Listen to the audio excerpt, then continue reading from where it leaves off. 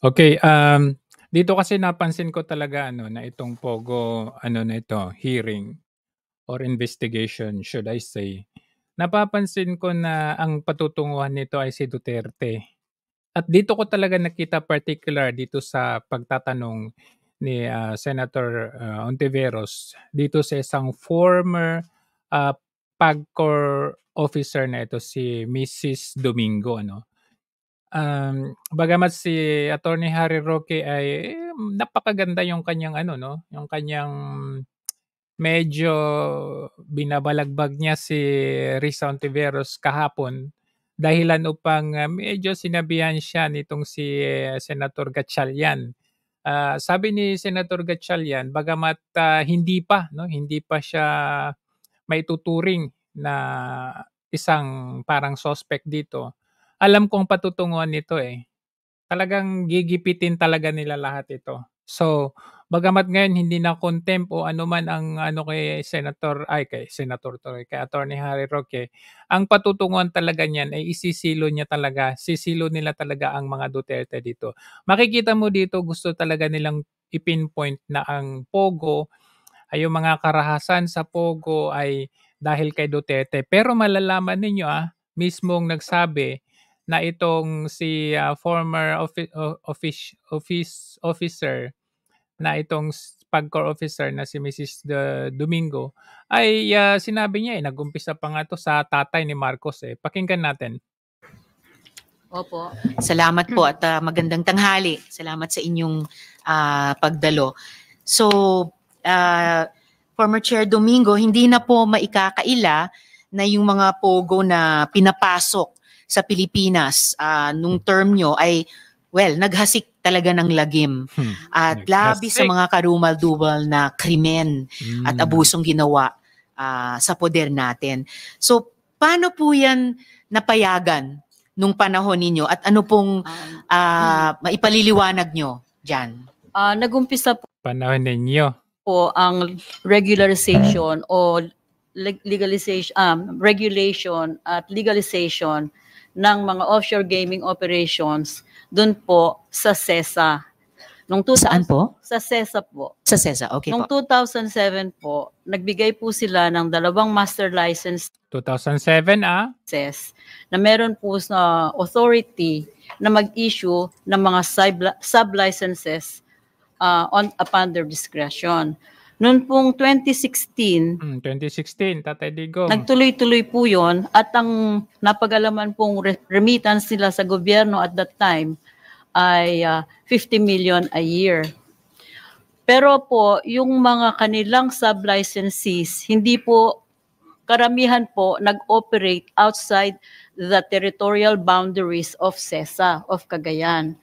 Nakikita po yon dito So may violation. po sa Makati, meron din po sa Clark.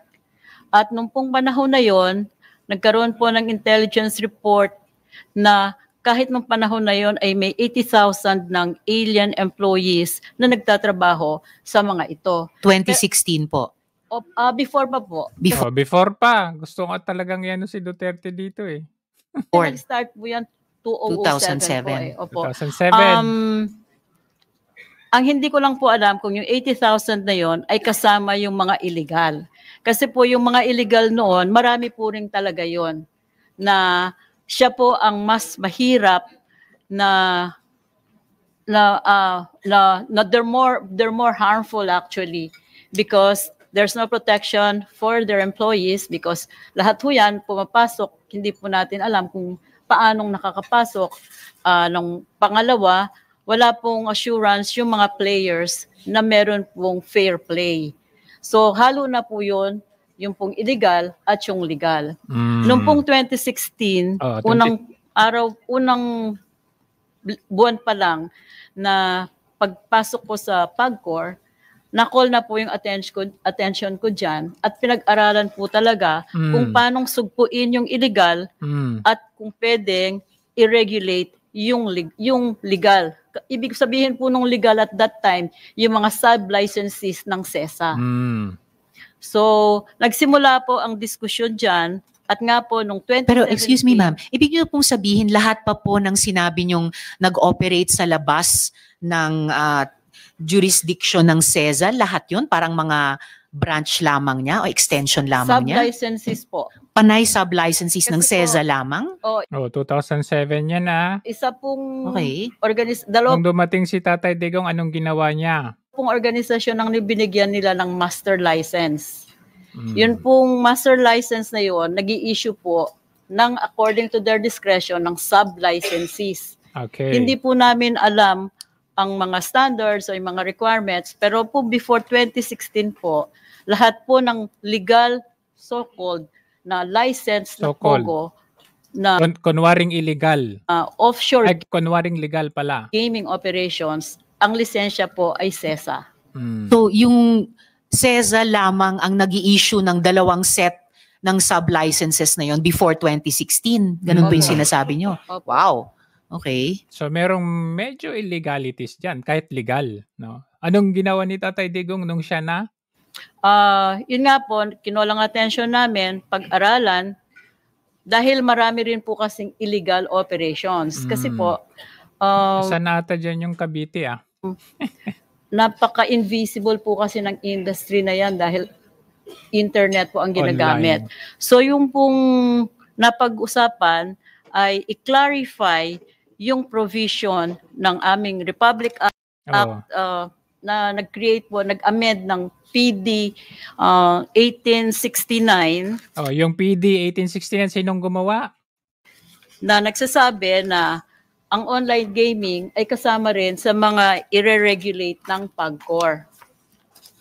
Lumabas Sorry, po, PD 1869. ma'am, opo, Ano pong titingnan ko po, pamagat nun? ni-write down ko po eh.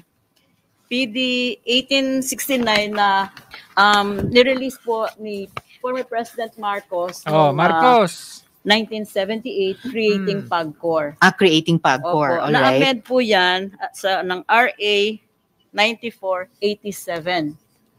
87. Kung saan po nagkaroon na rin ng regulation. Kasi dati po, pag-aari lang ng PAGCOR, lahat po ng casino Pero inamend nung 1987 under Aquino. over land and sea. Land and sea. Ngayon po, monopoly po talaga ng PAGCOR yan. Yun ang unang regulation. Nung pong na-amendahan ito, nagkaroon na po ng will regulate at will license po yata. Kaya po nagkaroon na ng mga private. Ayan, panahon ni Aquino nung na-amend. At kaya po ang PAGCOR nagkaroon ng dual role na nag-own at operate ng sarili niyang casino at nagkakaroon din po siya ng regulatory functions doon po sa mga privately owned casinos and other gaming stations. Okay. Yung panahon ni Arroyo, Yung pong EO number 13 na na-issue noong 2017, kay Tatay Digong EO, in-clarify lang po ang jurisdiction ng Okay, para magkaalaman, kailangan i-clarify ang jurisdiction. Kasi kahit legal, nagkakaroon ng mga illegalities na mga dyan. Ino-offshore talaga nila, outside the boundary, ginagawa nung CESA, nung 2007 onwards, before 2016. bawat isa sa apat na ito. Apat po kasi ang pwedeng magbigay ng license. Yun pong CESA, yun pong APECO, at yung pong AFAB. Yung AFAB po, talaga pong sumusunod dyan, hindi po talaga sila pwedeng magbigay ng gaming license without going through PAGCOR. Pero ang APECO po at that time, wala po silang activity na tulad niyaan. So active lang po ang CESA since 2007. Okay. Sabi niyo po, apat yung mandated mag-issue ng license Na pwede ng pong EO13 of 2017. Hindi po. Ma'am, Hindi ka nakikinig may charter po ang CESA, Yes. APECO, AFAB, at ang PAGCOR. Ito po ang apat na authorities na pwedeng mag-issue ng gaming licenses. Okay. Hindi nga po maliwanag ito kasi po yung CESA nakapagbigay ng licenses at nag-operate po outside their territorial jurisdiction.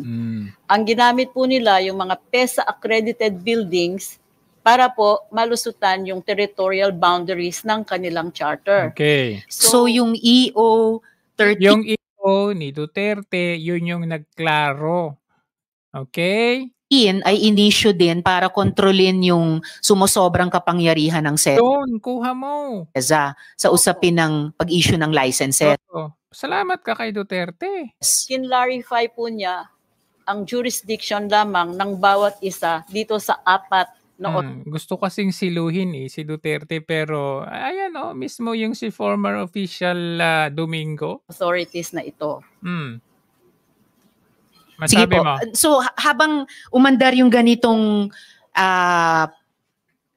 Ano? pag-develop ng policy as it were tungkol sa naging POGOs mula PD 1869 na naamyendahan ng Ng Aquino. RA 9487, nagkaroon pa ng EO 13, hanggang dumako na po tayo sa present day na talagang full-blown operation na Present day. Gusto talagang siluhin si Duterte ang dito. POGO dito sa atin. Hindi nyo po ba nababalitaan yung mga krimen? Di ba? Nag-jump ka agad nangyayari sa loob ng mga naging POGO hubs na iyan? Una Nag-jump po, ka agad inaamin namin na alien po sa amin talaga yung concept ng online gaming na offshore. Talaga pong nag-start kami dyan, bari zero ground. Kailangan po kaming mag-research, kailangan po kaming mag-interview, at kung kailangan po kaming tumingin ng mga iba-ibang models sa iba-ibang bansa kung paano minire-regulate at kinokontrol ang POGO. Dahil nga po, meron po kaming reports on kidnapping at meron po kasing reports din na saka alamin nyo kung bakit may kidnapping at mga ganyan. Minsan may mga nabubugduwag na mga tao. Kami po ay nakikipag-ugnayan noon sa Anti-Kidnapping Bureau. Meron din po kaming Memorandum of Agreement na kung saan mag-work together kami sa PNP, sa NBI, at maging sa DICT po, nung naging active na ang DICT, at sa DOJ po, divisions, ang katrabaho namin para po, dahil pangbubugbog at iba pang krimen. Nagsimula po yun at Kailan? Kidnapping, pangbubugbog po itong game na to. Kailan pa po daw? nyo nababalitaan yung mga kidnapping, pangbubugbog at iba pang krimen? Nagsimula po of course, hindi lang si Domingo ang tatanungin mo dyan. Pati yung mga former nung panahon pa ni Pinoy at ni Arroyo, mga ganyan, di ba? Pero ito, sabi niya, ito sagot yun na. at pasensya na po kayo kasi palagay ko po mga 2018 hanggang 2019. 2018 hanggang 2019. Bakit? Anong reason? At yun po talagang nagiging problema. Ang karamihan ho ay finance-based. Finance-based. Kasi po yung mga nagtatrabaho, siguro po naiinip din, nagsusugal din po sila sa mga casino at nagkakautang po sila sa mga financiers. Yun naman pala Kaya po nagkakaroon ng ganon. Meron din pong kasong nare-report na yung mismong kinidnap ang siyang nagpakidnap para makakuha ng pera sa kanyang mga magulang. Palala ng palala.